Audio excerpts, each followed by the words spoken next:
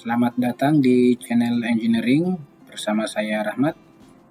Di tutorial sebelumnya kita sudah belajar menggambarkan fasor pesanan listrik, gelombang sinusoidal, karakteristik relay distance, baik kuadrilateral maupun kuadramo, dan terakhir kita sudah belajar menghitung impedansi gangguan.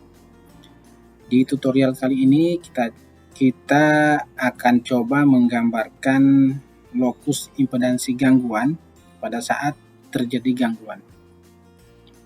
Seperti kita ketahui bersama, pada saat terjadi gangguan ada perubahan impedansi dari impedansi beban menuju impedansi gangguan. Bisa dilihat pada layar. Pada saat kita coba ramping tiap waktu, bisa dilihat pergerakan lokus impedansi atau pergerakan titik impedansi itu pada saat terjadi gangguan. Itu dari luar ke dalam. Coba kita simulasikan. Ini akan bergerak ke dalam. Nah, prinsip kerja relay distance adalah relay ini akan memerintahkan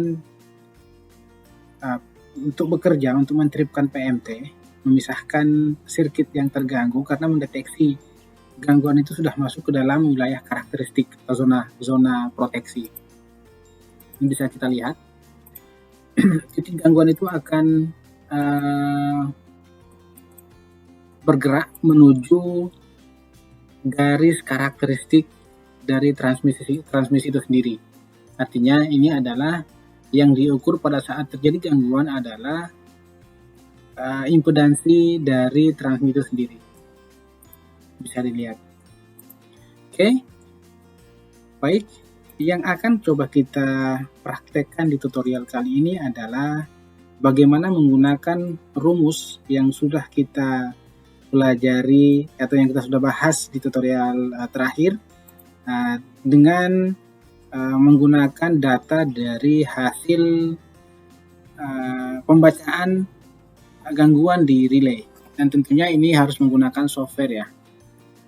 Yang kita gunakan untuk mengekspor hasil data rekaman gangguan tegangan maupun arus itu adalah kita gunakan software Wavefin ya. Baik, kita langsung saja, kita akan buka file tutorial kita yang terakhir ya. Baik, saya buka. Baik, ini adalah file yang telah kita buat di 3 tutorial sebelumnya ya. Dari praktek membuat karakteristik kuadrilateral, kemudian praktek membuat karakteristik kuadramo, dan terakhir adalah praktek menggunakan rumus untuk menghitung impedansi. Dan hari ini akan coba kita praktekkan bagaimana menggambarkan lokus impedansi dari hasil pembacaan rekaman gangguan di relay itu sendiri. Salah satu yang harus kita lakukan adalah menyiapkan data rekaman gangguan. Saya akan coba buka rekaman gangguan. Oke, data rekaman gangguan. Oke.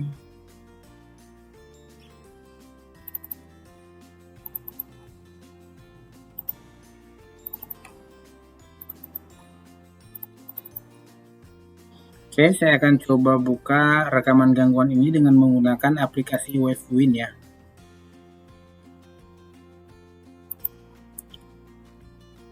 Ini bawaan Schneider.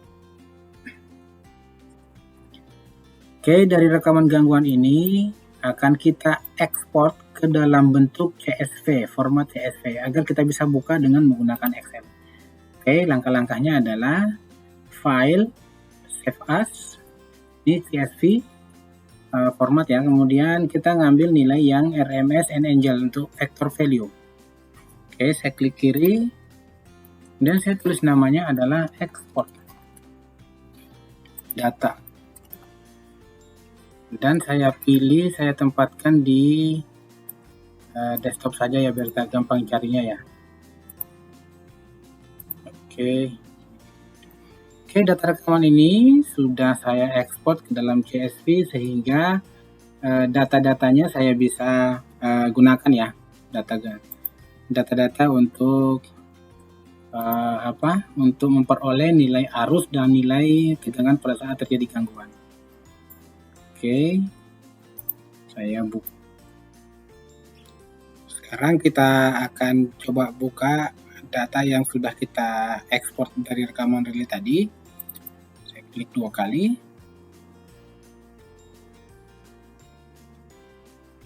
Oke, kemudian karena ini masih dalam satu kolom, satu sel semua data yang kita peroleh tadi, kita akan coba pisahkan ke masing-masing sel ya. Kita buat terpisah. Oke, caranya adalah diseleksi untuk sel A dari 1 sampai dengan ke bawah. Kemudian kita di sini di menu kita pilih data, kemudian text to column, kemudian kita next saja. Karena di sini pemisah tiap data itu adalah koma, jadi kita harus pilih di sini koma ya. Oke, sudah. Kemudian next dan finish. Oke, kita sudah peroleh data rekaman tegangan dan arus yang nanti akan kita gunakan.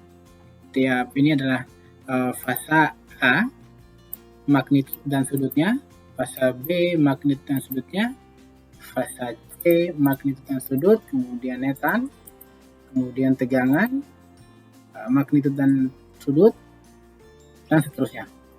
Data ini akan kita gunakan nanti untuk menghitung lokus atau menghitung impedansi gangguan, dan kita akan gambarkan dari tiap titik ini, dari tiap titik ini itu kita akan gambarkan impedansinya nanti ke dalam diagram yang sudah kita buat sebelumnya. Kita coba gambarkan di diagram karakteristiknya. Oke, baik, saya lanjut. Data ini akan saya copy. Tapi dari data waktunya saja. Untuk tanggal tidak usah, kita ambil waktunya saja. Ini dari sampai tegangan ya, saya akan copy, Ctrl C ya, copy.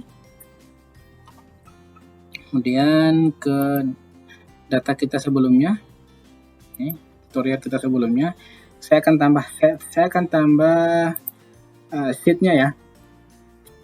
Oke, saya kopikan di sini, paste. Kemudian di sini data yang tersaji di sini bisa kita lihat dari data di nomor 2, 3, 4 sampai dengan seterusnya. Ini datanya ada 2.800 data yang akan kita coba konversikan ke dalam bentuk impedansi. Jadi di sini masih dalam bentuk satuan waktu ya, bukan dalam bentuk delta T gitu. Jadi kalau di sini adalah titik start gangguan, maka saya anggap di sini adalah 0. Di rekaman kali ini tiap data ini, data nomor 1 dan data nomor 2 ini itu terjadi perubahannya setiap 0,001 detik atau sebesar 1 milisecond. Jadi semua data ini, setiap data yang di bawah di data berikutnya akan saya tambahkan dengan 0,001 atau 1 milisecond. Sama dengan data yang atas tambah 1 milisecond ya, 0,00.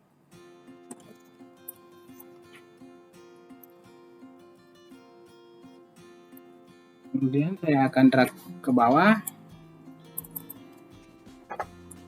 Di rekaman gangguannya adalah selama 2,8 detik. 2,8 detik itu perlu data sebanyak 2802 data. Baik, kita lanjut. Kita sudah memperoleh nilai arus dan tegangan pada saat terjadi gangguan. Untuk memudahkan kita, saya akan coba ganti namanya. Ini magnitude I fasa A. Ini magnitude ini angelnya ya. Angle fasa A, sudut fasa A ya. Dan seterusnya. Baik, kita sudah peroleh data tiap fasa. Ini arus fasa A, fasa B, fasa C, dan arus netral. Kemudian tegangan fasa A dan sudut fasa A, tegangan fasa B dan sudut fasa B, tegangan fasa C dan sudut fasa C, kemudian tegangan sinkron dan sudut tegangan sinkron. Kemudian data ini akan kita tambahkan untuk mencari nilai besaran kompleksnya. Jadi sekali lagi harus sering-sering teman-teman harus sering mempraktekkan perhitungan besaran kompleks ya, dalam bentuk real maupun imajiner, kemudian di dalam bentuk kompleks. Karena perhitungan impedansi ini akan menggunakan perhitungan besaran kompleks. Baik, kita mulai. Baik, selanjutnya kita akan olah datanya. Saya akan tambahkan di sini untuk besaran kompleksnya ya. Nah, ini real fasa A. Nah, saya tambahkan dulu satu baris. Nah, ini magnitude per fasa. Ini fasa A, komponen real dan komponen imajiner, kemudian besaran kompleksnya. Kita akan buat semua fasa. Fasa B,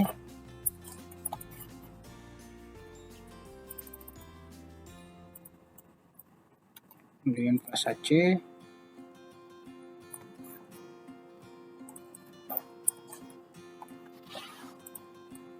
kemudian netral.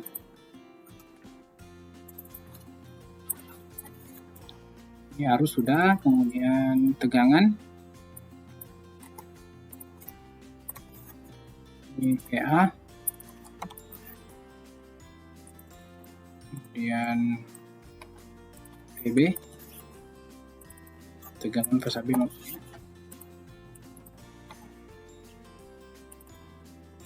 Dan VC, tegangan fasa C.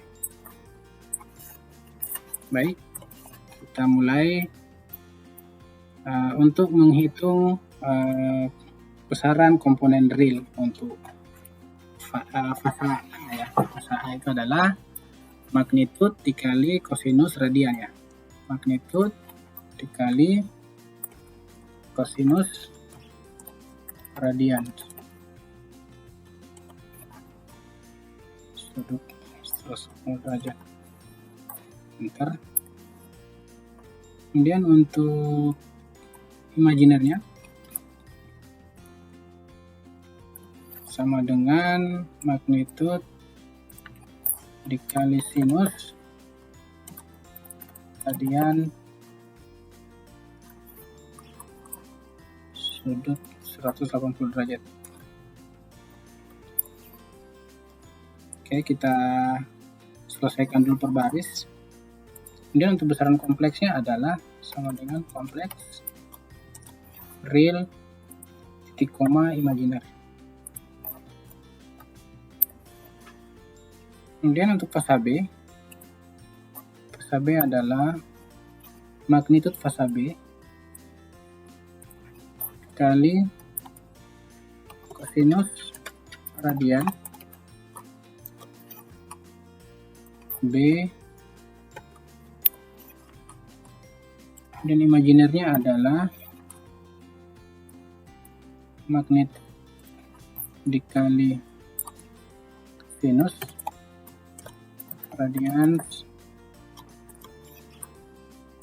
B.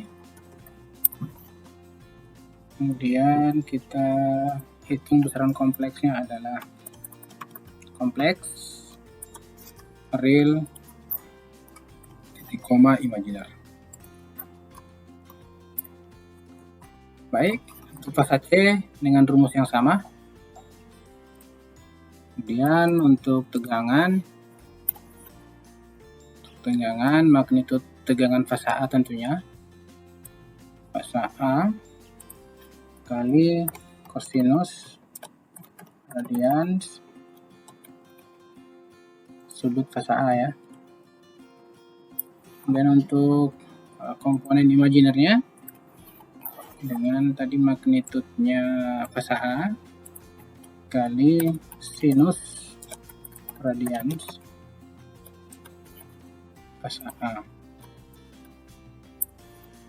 Untuk fasa B, kompleksnya belum, dengan kompleks ini koma titik koma ini. Dan untuk fasa B dan fasa C rumusnya sama, tinggal di copy. Dan VC dengan cara yang sama. Dengan kompleks real, imajiner. Oke, saya sudah punya satu data master ya. Ini saya sudah bisa kopikan ke bawah. Sudah bisa copy rumus ini sampai ke semua data. Tadi ada 2802 data. Saya tinggal copy saja. Sampai sini komplit ya. Saya akan copy sampai ke bawah.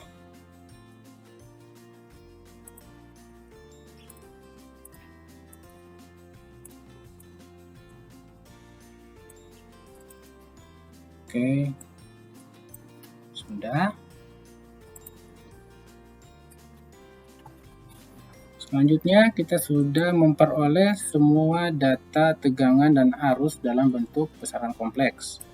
Selanjutnya adalah kita menghitung impedansi tiap-tiap fasa. Kita mulai dari impedansi fasa A. Adalah Z A, Z volt ya, Z volt. Z gangguan fasa A. Kita hitung dulu besaran kompleksnya berapa. Dari sini ya. Kemarin rumusnya adalah untuk tegangan fasa A adalah impedansi fasa A rumusnya adalah tegangan fasa A dibagi dengan MDIV VA dalam bentuk besaran kompleks ini ya. Kemudian dibagi dengan arus fasa A, imsum arus fasa A dalam bentuk besaran kompleks dijumlahkan dengan perkalian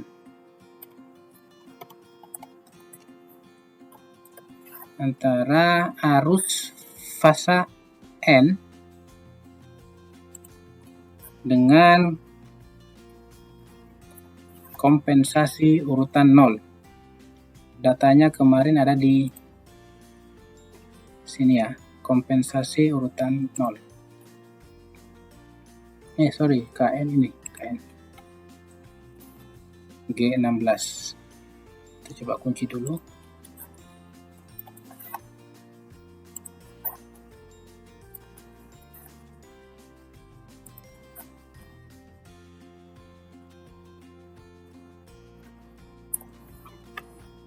Oke, kita sudah memperoleh impedansinya untuk fasa A.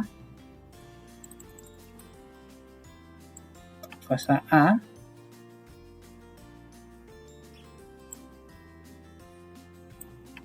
Kita kemudian konversi nilai ini ke dalam bentuk real dan imajiner ya.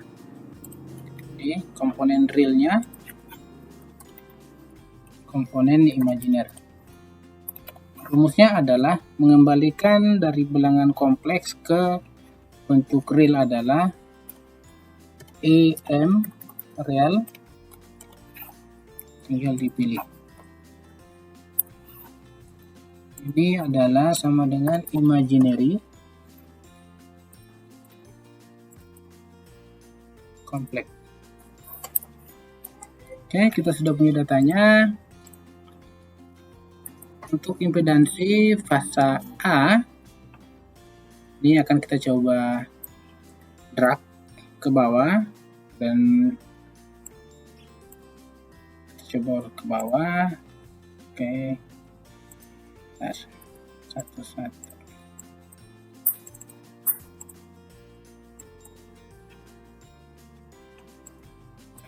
Oke.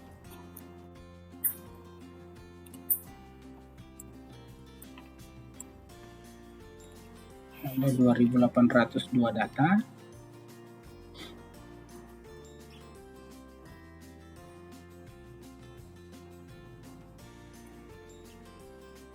Oke. Data ini akan coba kita masukkan ke dalam karakteristik kuadrilateral kita yang sudah kita buat sebelumnya. Saya akan kopikan, oke. Karena dari data rekaman gangguan yang kita sudah ambil tadi itu adalah data penghantar dengan jenis konduktor yang sama, cuma dari rekaman tadi itu kita data existing dari rekaman relay yang kita ambil tadi itu jarak transmisinya itu sejauh 117 km. Jadi saya akan sesuaikan di sini agar karakteristik ininya bisa menyesuaikan. Coba saya ganti di sini 117 km. Jadi impedansinya akan menyesuaikan. Baik, kurva ini akan saya copy. Saya copy ke sini agar saya bisa menggambarkan titik lokus impedansi gangguannya. Oke.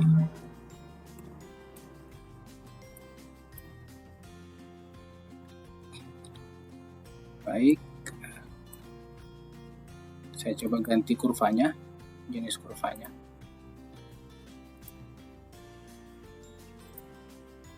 Oke, yang ini kali ya. Selanjutnya saya akan masukkan impedansi, data impedansi yang sudah kita hitung tadi. Caranya adalah klik kanan, pilih select data, kemudian di sini ditambahkan ya, add. Nah, ini adalah Z fault fase A. Kemudian datanya adalah untuk real sampai dengan paling bawah, kemudian untuk imajiner sampai dengan bawah. Oke.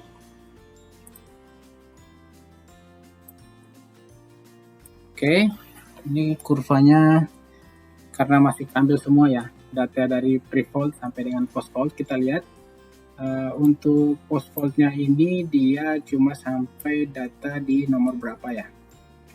Kita lihat untuk arus gangguan fase A. Fase A ini pre-faultnya ya 180 ampere. Kemudian waktu terjadi gangguan dia di ini terjadi gangguan di 1268 ampere. Jadi ini posisi gangguannya. Nah, ini posisi tripnya. Jadi kita datanya kita batasi sampai di sini.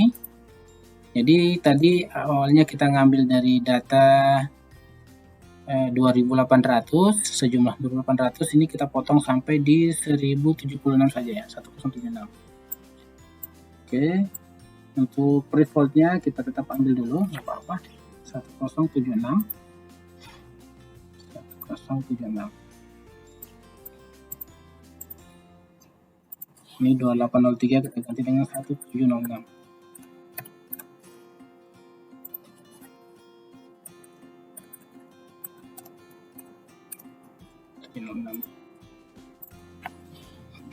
Baik, gangguannya di sini. Cuman kita untuk beban lokus atau impedansi sebelum gangguan itu ada di sini. Ini sudah terjadi ini ya, osilasi ya sebenarnya ya. Lokusnya sudah berpindah-pindah, sudah bergerak sebelum gangguan, sebelum masuk ke titik gangguan. Kita coba rapikan ya. Kita coba ganti kurva ininya.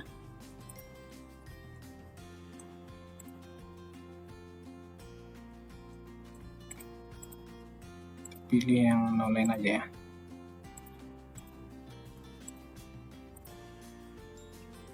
Sorry.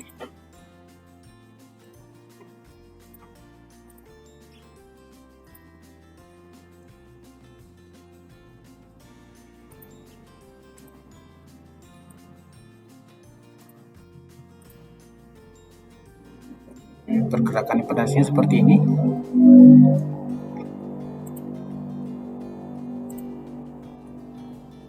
Oke, kita ini aja.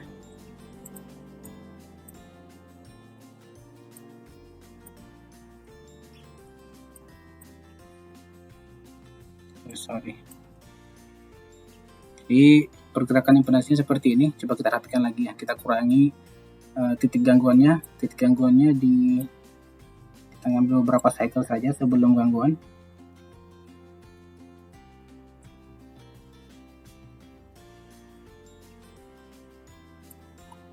Kita ngambilnya di sini saja ya. Di 961. Ini kan masih ada beban normal nih. Beban normal, di sini baru ketemu arus gangguan. Oke, di data 962 ya. Data 962.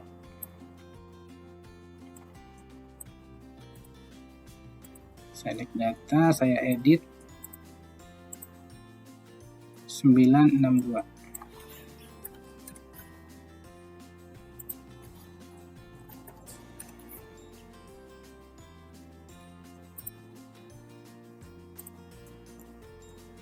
Oke, sorry, 962.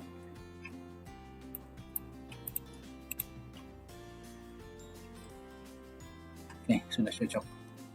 962 dan 1706. Harusnya pre-fault-nya di sini nih, karena dia terima. Bentar.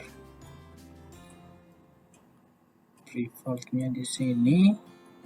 Oh, data gangguannya setelah ini berarti. Kita kurangi lagi. Ini kebesaran 1706 ini. Bentar ya. Oh, sorry. 1088 saja. 1088. Kebanyakan. 1088. 10.